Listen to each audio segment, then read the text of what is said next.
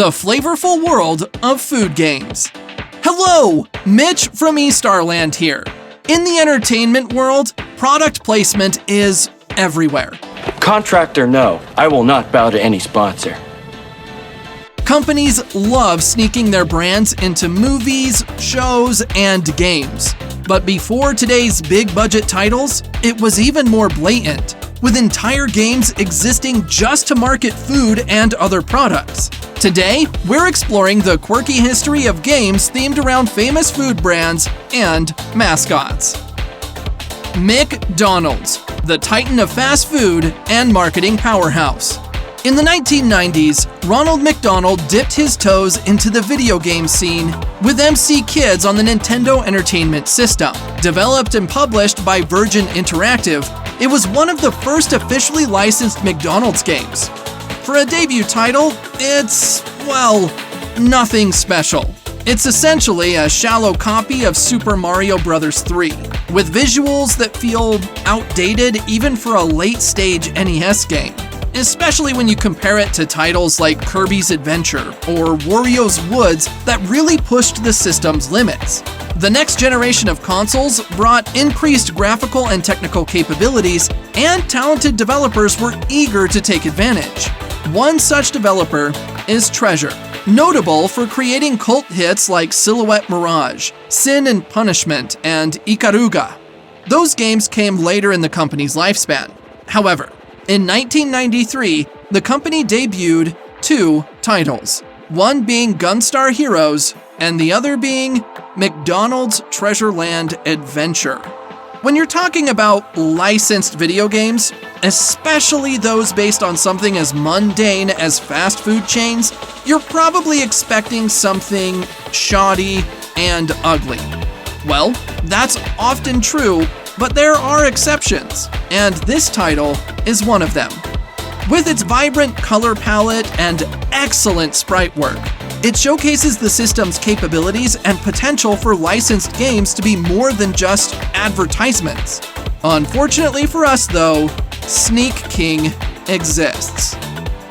Every good fast food company has a mascot. McDonald's has Ronald McDonald. Wendy's has, well, Wendy. And Taco Bell had that Chihuahua in the early 2000s. Yo quiero Taco Bell. But who does Burger King have? The King, of course. For some reason, in 2006, the company had the brilliant idea to have their mascot star in an Xbox 360 game bundled with the value meals. Most people seem to know about Sneak King due to its infamy as a blatant advertisement game. But did you know there were two other King games for the Xbox 360? Pocket Bike Racer and Big Bumpin', a racing game and a vehicle combat game respectively. These three games were developed in just 7 months. By 2006, game development costs had skyrocketed, making it clear that not just anyone could create a product worthy of consumer appeal. This trend affected not only food advertisement games, but also movie tie-ins, perhaps a topic for another time. That was just the main course. Now, let's sample some tasty side dishes. Picture yourself as a child in the age of the Super Nintendo and Sega Genesis. What game are you playing? Sonic the Hedgehog or Super Mario World? Well, too bad, because now imagine reaching for a bag of Cheetos. As you stare into Chester Cheetah's soulful gaze on the bag, you remember you forgot to pause your officially licensed Cheetos game. You died and lost progress. As your Cheetos craving led to this tragedy, you ponder your life choices, like, why are you playing a Chester Cheetah video game at all?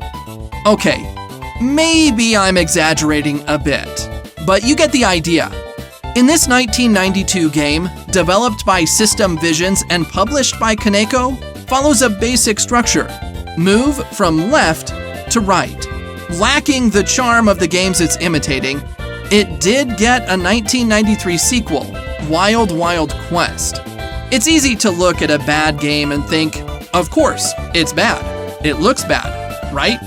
But you don't know the half of it until you play these games desperately trying to copy Mario and Sonic without any polish. Fortunately, some don't sink to that level. Sometimes it's nice to just wear someone else's skin, you know? You want to take his face? Yes. His face. Licensed snack games weren't limited to chips. In an unexpected team-up, the iconic first-person shooter Doom was reimagined as an interactive cereal box promotion. During the 1990s, Doom was perhaps the biggest PC game. It proved PC gaming could rival consoles, and its modding capabilities let people create and share their own levels and maps. One such modification of the ultra-violent Doom was branded as the ultra-child-friendly Chex Quest, with demons replaced by goofy aliens and guns replaced with cartoon laser weapons. And how was this product delivered to the masses, you ask? In cereal boxes of all places. Chex Quest was a win-win for everyone involved. When your Doom Total Conversion mod gets an HD remaster decades later, you know you've done something right. Let's pour ourselves into the fizzy world of soda games. Mascots are crucial for any product, especially if you're making a video game to support your brand. A familiar character from TV or film ads can make playing an interactive subliminal message more appealing, especially to children who are most susceptible to this tactic. They say a good character design has an easily recognizable silhouette. Look at Kirby, for instance. His design is simple yet appealing, and being easy to draw is a bonus. Now, let's examine the former mascot of 7-Up, Cool Spot. I don't know about you, but I find this design really appealing, and among the best of its era. A simple rounded body, sunglasses, it was the 90s after all, and a chill demeanor fitting for his beach-themed game. Cool Spot released on both the Genesis and SNES in 1993, developed and published by Virgin Games. Out of all the games we've covered today, Cool Spot stands out as one that truly deserves recognition, not just as a brand-affiliated product, but as a legitimately solid platformer. Colorful visuals, tight platforming, and an especially bangin' soundtrack elevated above typical genre titles of its day. It's a shame that Cool Spot will likely be relegated to the tomb of forgotten mascots, as the copyright lapsed in the early 2000s and wasn't renewed. Maybe someday Cool Spot will receive the Chex Quest treatment and make a grand return. Speaking of soda games, there's one I'm sure we've all heard of at least once. Maybe you've seen it parodied in YouTube videos, mentioned reverently in old forums, or perhaps you just know it because of its iconic status in advertising.